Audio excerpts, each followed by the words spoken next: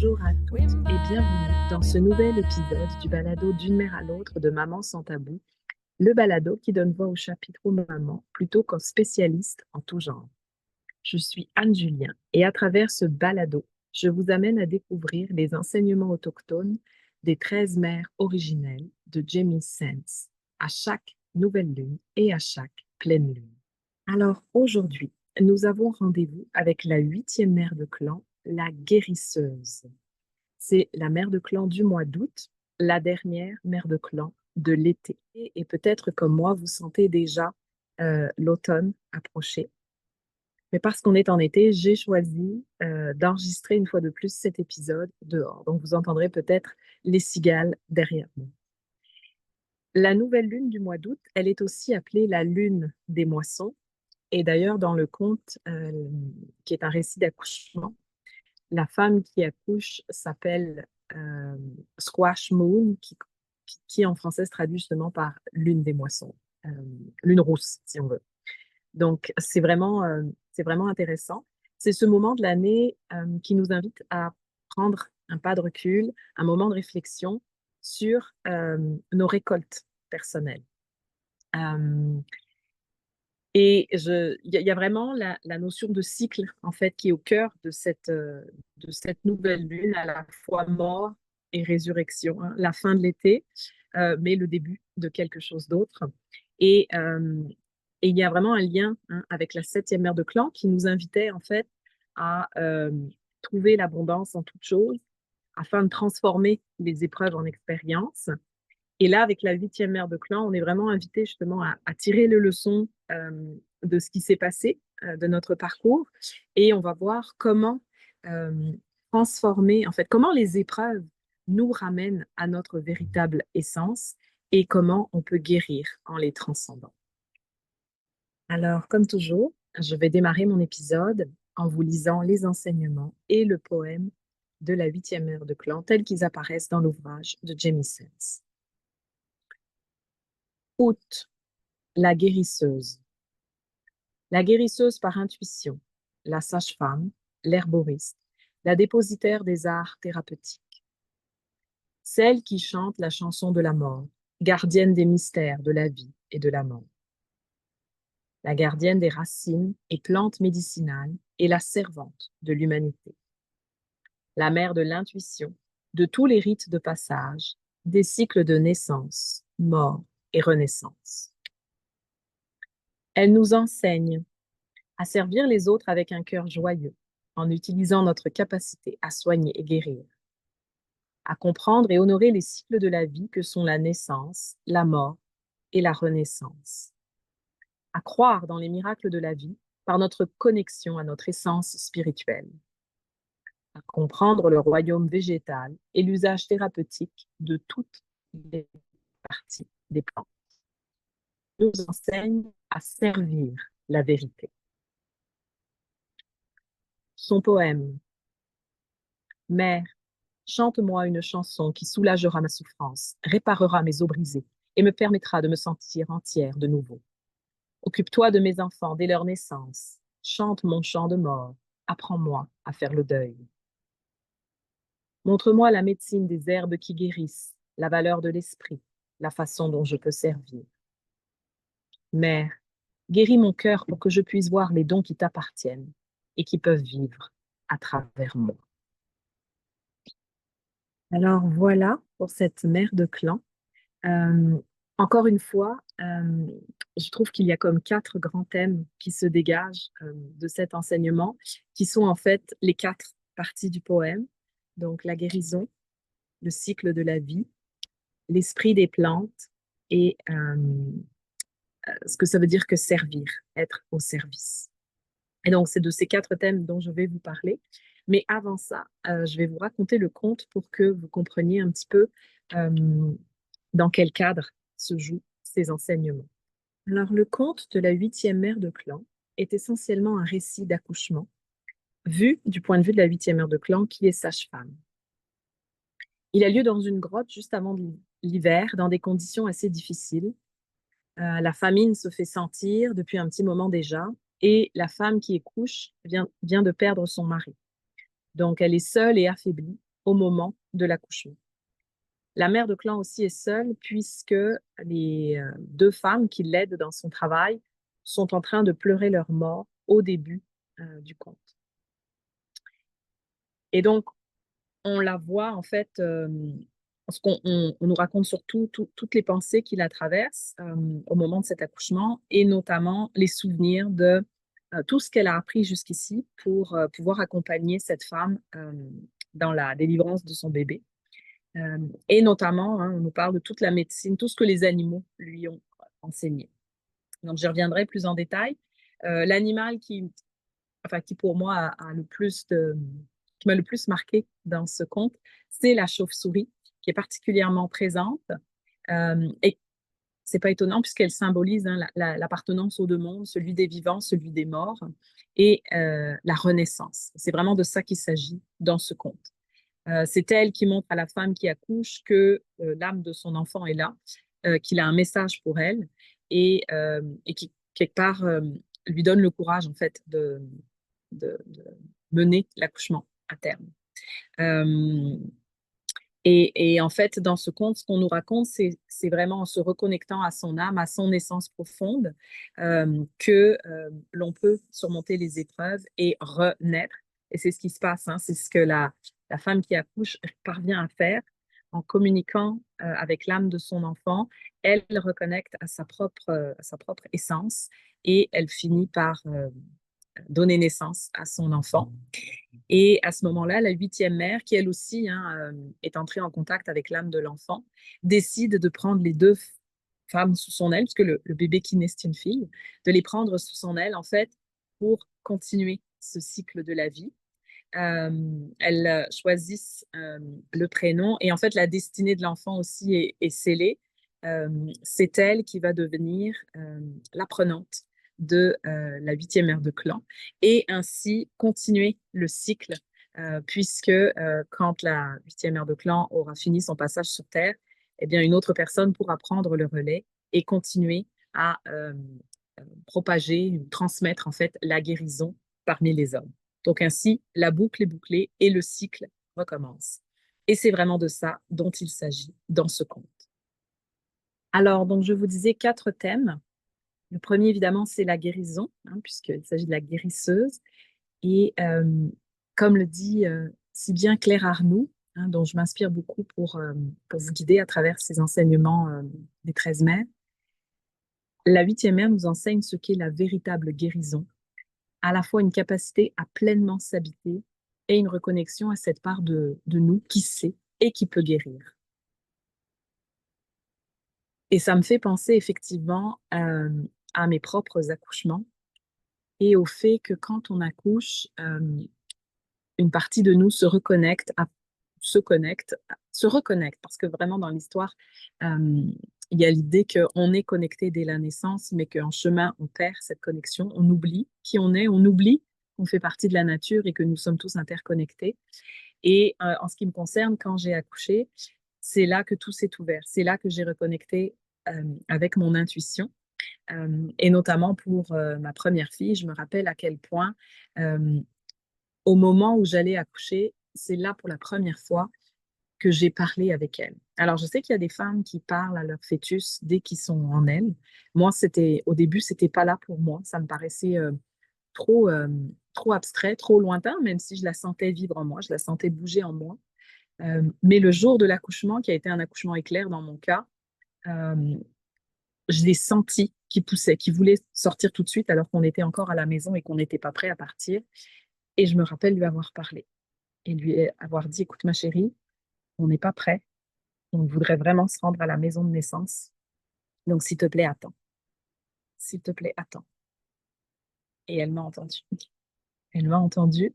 Et quand on est arrivé à la maison de naissance, j'ai à peine eu le temps de m'allonger sur le lit qu'elle est née. Donc elle a, elle a attendu, mais elle voulait quand même sortir une fois qu'elle avait le feu vert. Euh, et aussi, cet accouchement, euh, c'est la première fois en fait que j'ai réalisé que je savais. Parce que si on est arrivé in extremis, en fait, c'est parce que la sage-femme au début ne me croyait pas. quand on est rentré à la maison et que je lui ai dit que je commençais à sentir des contractions et que ça poussait, etc. Euh, Alors que j'étais 5 jours avant ma date prévue d'accouchement et que c'était un premier accouchement, un premier bébé. Donc, c'est quand même rare d'être d'avance pour un premier, même si ça arrive. Et c'est ça, elle ne me croyait pas. Et alors que moi, je savais. Je savais que c'était pour ce soir, pour cette nuit. Je le savais au fond de moi. Et je pense que c'est justement cette connexion au grand tout, cette intuition qui, euh, qui m'a guidée. D'ailleurs, parlant d'intuition, euh, la couleur de la huitième mère de clan, pardon, c'est la couleur bleue, d'où mes vêtements. Euh, Parce que justement, elle nous relie à la guérison, mais aussi à l'eau et à l'intuition. Et c'est d'ailleurs l'intuition qui, dans le conte, guide la femme dans son accouchement. C'est elle qui l'aide à trouver en elle la force pour mettre au monde ce bébé et qui lui rappelle en fait qu'elle est abondance, qu'elle est fécondité, comme son nom l'indique, euh, et que la guérison, ça se passe pas seulement dans le corps, mais aussi dans l'invisible, dans la connexion avec notre âme, avec plus grand que soi. Euh, et ça, moi, c'est ce que j'ai vécu lors de mon deuxième accouchement. Et puis aussi, hein, le bleu, c'est l'eau, c'est la couleur de l'eau, puis l'eau, c'est la vie. Euh, donc, l'eau, hein, l'eau qu'on porte en nous. Nous, les femmes, nous sommes dans les traditions autochtones, nous sommes des porteuses d'eau, des porteuses de vie. Euh, et d'ailleurs, c'est assez intéressant parce que quand je préparais les visuels pour ce balado, j'ai repris le même bleu que l'an dernier, qui est un bleu sombre, un bleu profond. Parce que pour moi, la guérison, ça avait une teinte, j'ai envie de dire, ouais, c'est ça, de plonger dans ses profondeurs, de quelque chose peut-être un petit peu sombre. Et quand j'ai reçu l'infolette de Claire Arnoux qui était d'un bleu pétant, je me suis dit, oh waouh, je me suis trompée. Je me suis trompée parce qu'en fait, je me suis trompée. Euh, Il y a cette idée quand même de plonger dans les profondeurs de soi. Puis l'accouchement se passe dans une grotte à la veille de l'hiver, donc il y a quand même quelque chose de sombre. Mais je me suis rappelé que c'est la dernière mère de l'été. Et justement, j'avais envie d'un bleu plus lumineux, le bleu de l'eau, le bleu du ciel, hein, ce bleu d'espoir en fait, euh, qui nous ramène à la vie, parce que c'est vraiment un conte d'espoir que celui de cette huitième mère de clan. Euh, donc voilà, c'est pour nous rappeler que en fait, derrière le deuil, la souffrance et la mort, il y a aussi la renaissance. Et ce que nous dit justement Claire Arnoux, qui est une très bonne, je pense, euh, une très bonne façon de résumer l'enseignement majeur de cette mère de clan, c'est qu'ici, on est justement invité à plonger dans ses profondeurs, à se reconnecter à son corps. Puis là, en fait, où le corps, la matière et le cœur et l'esprit se rencontrent. Et c'est en travaillant avec les deux, j'ai envie de dire, avec le corps et avec le spirituel, avec les énergies, comme on veut les appeler, que on peut parvenir à la guérison. Et puisqu'on parle de cycle, ça m'amène au troisième grand thème euh, de, de cet enseignement, qui est le fait qu'en fait, tout est connecté. Euh, Comme je vous disais, l'accouchement, c'est un rite de passage, l'occasion d'une renaissance. Euh, Au moment où elle était dans cette épreuve, la femme qui accouche a reconnecté en fait à son essence, à sa puissance. Et j'ai envie de dire, c'est un petit peu ce que j'ai vécu, notamment lors de mon deuxième accouchement. J'ai vraiment senti toute ma puissance de femme. Je me suis vraiment redécouverte. D'ailleurs, j'avais écrit un article à ce sujet qui avait été publié dans le MZine, dont je vous remettrai le lien dans les notes de l'épisode. Euh, et c'est vraiment ce que j'ai vécu et pourquoi en fait c'est une renaissance. Euh, Parce qu'en fait, c'est ce qui nous ramène à notre connexion spirituelle, j'ai envie de dire. Moi, c'est ça que j'ai vécu, puis c'est ce que vit la femme qui accouche dans le conte. L'âme de son enfant lui rappelle qu'elle est d'origine divine, lui rappelle cette connexion au grand tout et qu'elle peut puiser là-dedans pour trouver la force d'aller au bout de l'accouchement. Euh, L'enfant lui rappelle qu'en fait, on est toujours connecté au grand tout, mais qu'on l'oublie en chemin. Euh, et d'ailleurs, il y a une tradition que je trouve très belle chez les autochtones, dont on parle dans le livre, qui est la pochette médecine, dans laquelle on met le cordon ombilical. Et on le donne à chaque enfant à sa naissance. Et l'idée derrière cette tradition, c'est de nous rappeler justement d'où nous venons, de nous rappeler ce lien avec la terre-maman. D'ailleurs, cette connexion, on le voit à la fin du conte, euh, quand un élan tombe d'une falaise pour nourrir euh, la mère qui vient d'accoucher et aussi évidemment les autres qui sont là autour, hein, et ainsi mettre fin à la famine. Euh, et d'ailleurs, dans le conte, hein, c'est un petit peu comme dans Avatar, c'est la chauve-souris qui va parler à l'élan qui accepte de donner sa vie pour que le cycle de la vie continue. Puis en vous disant ça, j'ai des frissons parce que c'est ça qu'il y a de beau dans ce cycle et dans cette interconnexion, c'est qu'à partir du moment où quelqu'un accepte de donner ce qu'il a, de se sacrifier, parce qu'il a la croyance que ce cycle est éternel, il a une confiance absolue dans la flamme éternelle de vie, il sait que sa mort va donner naissance à d'autres choses et qu'elle va continuer la vie. Euh, et là encore, hein, il y a cette idée de donner et recevoir qui est vraiment cyclique. Et ça m'amène donc à la dernière partie qui est ce fait d'être au service. Ben, c'est vraiment ça. C'est sacrifier sa vie parce qu'on a foi dans l'éternelle flamme d'amour. Euh, c'est aussi accepter, comme la huitième ère de clan, accepter de continuer à cheminer, accepter que malgré toutes les connaissances, on peut encore se tromper, on peut encore trouver ça difficile, hein. Je me rappellerai encore ma sage-femme qui m'avait dit, quand je lui avais reproché en quelque sorte de ne pas m'avoir cru quand je lui ai dit que j'étais pour accoucher. Elle m'a dit, tu sais, même avec 25 ans d'expérience, c'est un métier où on a toujours des surprises, où il faut toujours être humble parce qu'on ne sait jamais ce qui va arriver.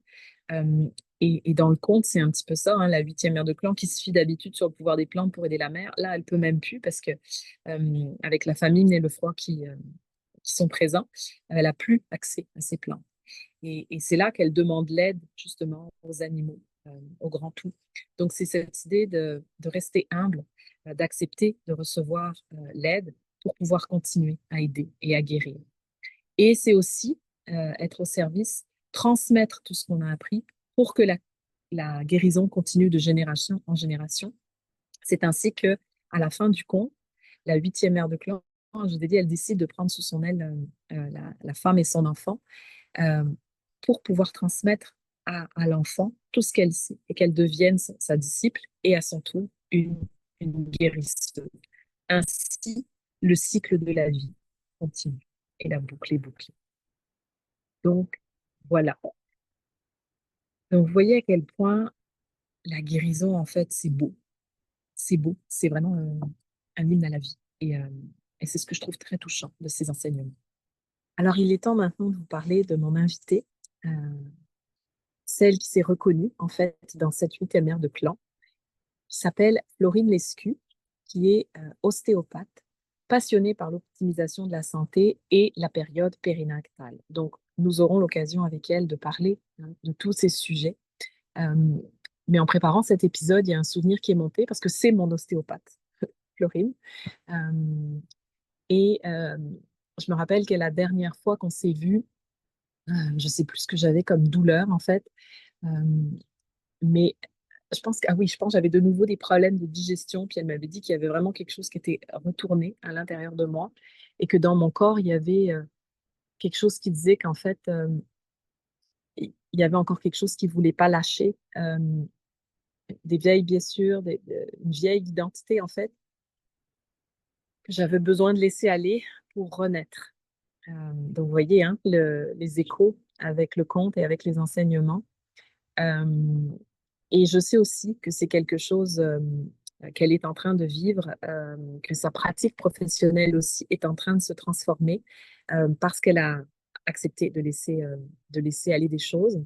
Et ce que j'aime aussi beaucoup de son approche, c'est qu'elle est, oui, beaucoup dans le corps, euh, mais aussi complètement connectée à son intuition. Euh, et qu'elle se laisse guider par les messages que lui envoie le corps, mais aussi par ses propres ressentis, euh, et qu'on sent qu'elle est connectée à plus grand et qu'elle prend vraiment le corps dans sa globalité. Euh, le corps parle aussi des traumas. Il y a un lien aussi avec les pensées, avec le mental. Et c'est vraiment cette approche globale, holistique, que j'aime beaucoup. Donc, j'ai hâte à notre conversation qui sortira le 7 septembre dans ce balado. Parmi les autres événements qui s'en viennent à Maman sans tabou, il y a bien sûr le lancement de l'ouvrage Là où poussent les lotus, Chakra sacré, donc le tome 3 dans lequel j'ai écrit un chapitre de ma vie où justement je vous parle de cette transformation que la maternité a amenée dans ma vie. Euh, et il y a vraiment un lien avec cette vie de la femme qui est en monde, puisque l'intitulé de mon chapitre Rends maison, qui est une expression qui vient de l'aîné autochtone Dominis Rankin, dont je vous parle souvent. Et c'est cette idée, justement, comment les épreuves euh, de la vie, donc dans mon cas, la maternité, que j'ai vécue comme une épreuve, pas tant l'accouchement que le postpartum et le fait de m'occuper d'un enfant, comment, en fait, ça m'a ramené à mon essence profonde, à la petite fille que j'étais et à mon désir d'être artiste. Donc voilà, je vous parle de tout ça dans un livre qui sortira le 21 septembre à Victoriaville. Je vous mettrai le lien avec tous les détails pour le lancement. Les billets sont déjà en vente au coût de 30 $ et il y en a déjà beaucoup de parties. Donc si vous voulez y assister, ne tardez pas trop. En parlant d'artistes, hein, l'autre projet dont je vous parle beaucoup en ce moment, c'est l'exposition spectacle Sisters, dont le lancement officiel aura lieu le 20 août. Donc, les billets sont également aux ventes au coût de 60 $ le billet et 120 $ la paire de billets. Et le spectacle aura lieu le 2 novembre au Cabaret BMO de Sainte-Thérèse. Donc pour moi, c'est vraiment une renaissance. Euh, c'est l'occasion d'incarner enfin celle que je sais que je suis au fond de moi depuis toujours, qui est cette artiste qui a envie de s'exprimer, de chanter, de danser, de mettre des mots sur ce qu'elle vit et de leur donner vie sur scène. Voilà. Et puisque mon parcours m'a vraiment amené, hein, comme je dis, de maman colère à maman artiste, justement, et que j'ai redécouvert la créativité, j'ai envie de vous offrir aussi un atelier sur le sujet pour vous aider vous-même à reconnecter à cela. Euh, la date n'est pas encore arrêtée. Ça devrait être autour de la fin novembre. Je vais le savoir tout bientôt, donc restez à l'affût si cela vous intéresse. Et bien sûr, je ne lâche pas le sujet de la maternité qui me passionne toujours autant. Euh, et donc, je vais reprendre les causeries cet automne avec une première date le 24 septembre à Mieux-Être-Laval, ma causerie sur l'ambivalence maternelle. Donc, pour moi aussi, c'est un cycle qui recommence, hein, puisque c'est avec elle que j'ai commencé le cycle des causeries. Et une autre le 29 septembre à nos ressources. Et voilà pour le moment. Je ne pense pas qu'il y aura d'autres causeries cet automne, à part, ah oui, un cercle sur le Mum Rage à la maison par enfant Boisbriand, mais là encore, la date doit être confirmée. Mais sinon, il n'y en aura pas d'autres cet automne puisque je vais vraiment me consacrer à mes projets artistiques. Donc voilà. Pour conclure, j'ai envie de vous laisser sur ce mantra qui résume bien, je trouve, ce dont on a parlé ici, qui est le suivant. Un mantra qui m'a beaucoup servi, justement, m'a beaucoup aidé quand j'ai renoué avec ma créativité. Je trouve en moi les ressources nécessaires pour créer la vie qui me convient. Je trouve en moi les ressources nécessaires pour créer la vie qui me convient. Voilà. C'est ce qu'a fait la femme qui a accouché. Elle était allée chercher en elle la force de mener à bien le projet qui lui était cher. Sur ce, je vous remercie de votre écoute et comme toujours, si vous avez aimé cet épisode, je vous invite à le partager autour de vous, à m'envoyer des commentaires sur YouTube, des étoiles sur Apple et Spotify pour aider le balado à se faire connaître. En attendant, je vous donne rendez-vous le 7 septembre avec Florine Leslie, ma prochaine invitée. Bye tout le monde!